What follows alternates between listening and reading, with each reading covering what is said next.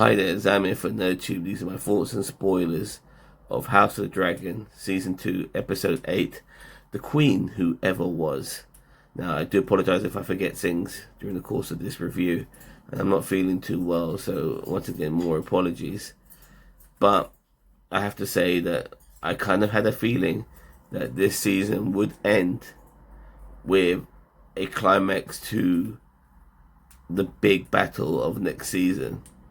And that's exactly what we got. We kind of got all our chess pieces into place, ready to do battle and see who survives season 3. Now, prior to getting those pieces into place, what we saw first of all, I'll get this one out of the way, is Rhaenyra. She's obviously been ousted from that castle and she's on her own. And she's trying to survive as she's trying to get to wherever. You see at one point drinking water from a river because she's probably dehydrated.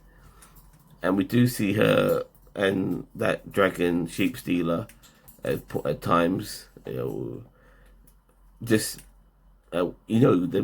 coming to a head, so to speak. Sheep stealer's in the sky. We see her looking at sheep stealer. But finally they do meet. Now, what happens after that? We don't see any more scenes. But I'm sure she's going to end up riding that fucker. Daemon Targaryen, being in Harrenhal for this entire season, by the way, he's still getting his mind fucked with. We see him go to the weirwood tree. He sees his future, the future that we already know from watching Game of Thrones. Now, does he end up being a White Walker? I have no fucking idea. Excuse me, but we do see certain things that are familiar with us, like Denise and her dragons from season 1. Things like that. So it's a future that we know. What part does he play in the culmination of that future? I don't know, and I really don't care, because honestly, that shit shouldn't be relevant to us. Like, I don't like all these tie-ins. It's not for me. I just care about this Targaryen civil war. For me, that's the cool shit, and the White Walker elements and all of that sort of stuff kind of ruined Game of Thrones, in my opinion, from being this fantastic dialogue-driven, macabre, skullduggery, backstabbing, political, medieval drama to a crazy action blockbuster, which I wish it never ended up being. I do like some battle scenes and stuff like that when it's done right, but sprinkled here and there, because this show is a drama, and when it's done well, it's fantastic. We had a really great scene at the beginning of this episode with Tywin Lannister. Now, this particular character has been used kind of sparingly, him and his brother, his twin brother, during the course of this season. But he's now in Essos trying to get a navy for the green team to go up against the blacks, because Corlys Velaryon, he's like the sea snake, he's the master of the ocean, and he has a big navy. And so Thailand, he makes a deal with these guys in Essos, but they have a pirate captain who has to be bested by Thailand in order to get her respect, because she is a woman, obviously. I said she. And Thailand beats her up in the mud. I mean, at first he's being, he tried not to want to hit a woman and stuff like that, but he's got no choice. And they have a fight in mud, and he beats her up and gets her respect. And she starts to take a liking to Thailand, so much so that apparently she has wives of her own, and she wants Thailand to bang her wives and get them pregnant with his seed. So yeah, I think Thailand's loving his time in Essos at this moment in time, and now he's going back to Westeros with a navy as well. So I think Corlys is going to have to watch out. And regarding Corlys, he wants his eldest bastard son to basically be his new heir. But his eldest bastard son knows that the only reason why you want me to be heir is because your real kids, your non-bastard kids, are gone. And so you've got no choice but to default to me. And he's a bit pissed off about that, and he's basically saying it to Corlys how it is. Whether he takes his father's advice eventually or not, after he calms down, we'll have to find out in season 3. Regarding Daemon again in Harrenhal and all of that, he's got an army now. He's got a massive bunch of guys on his side, But at the same time, word's gone out to Rhaenyra that he's going to betray her, so she goes to pay him a visit.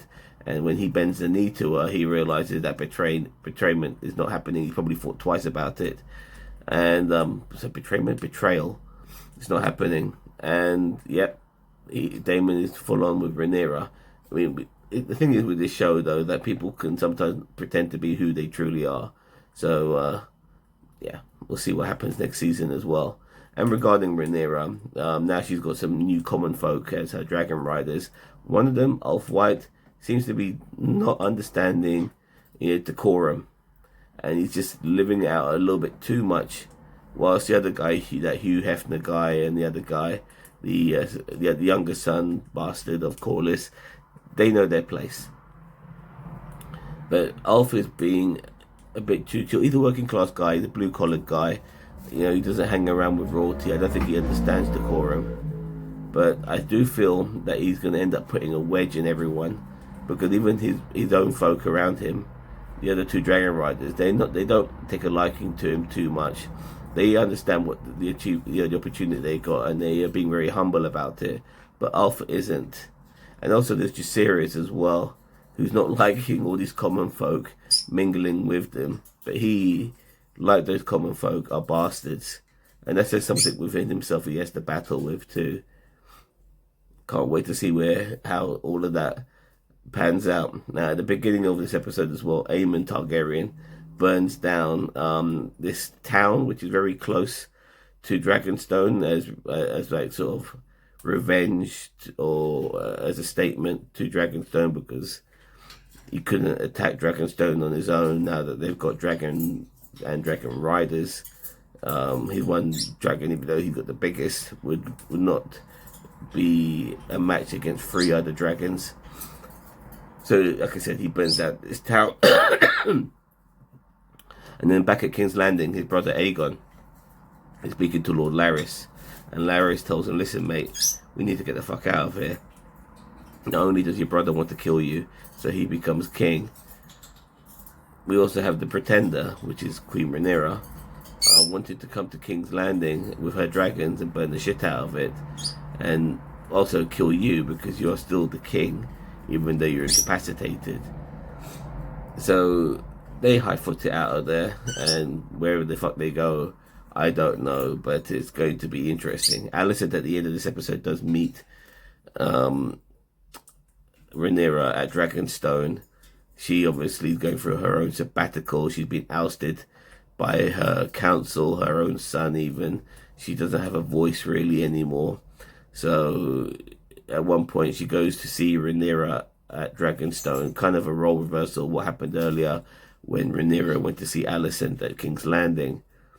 And she's begging Rhaenyra to make all this stop, but it's too late now. Things have gone into motion. This can't stop. This battle that's going to happen between both their sides is inevitable. And yeah, we'll see what comes from this next season, because we as this episode starts to come to a close, we do see all these factions, marching along,